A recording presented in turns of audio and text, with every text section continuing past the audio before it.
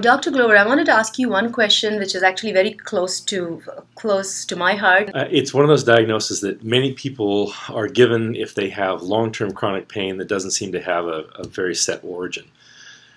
For myself, it's more of the response and how the patient responds. Typically, a fibromyalgia patient has a hypersensitivity to interacting with their environment. So pressure that you would use in one individual that doesn't have fibromyalgia that may be either not uncomfortable at all or maybe a little uncomfortable, to a fibromyalgia patient, that level of pressure is perceived as much more painful and uncomfortable.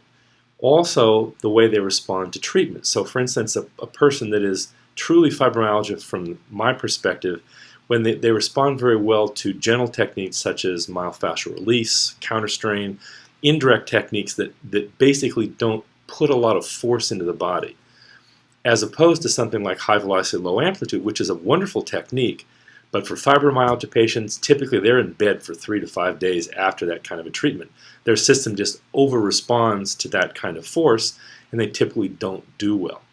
So it's not just that someone has chronic pain that doesn't seem to have an etiology or an origin that's clear, but it's also how they respond. Their system tends to be hypersensitive, and osteopathic manipulation tends to work quite nicely with those individuals because I can take a very gentle approach and work with those individuals and work with the level of hypersensitivity in their neural system.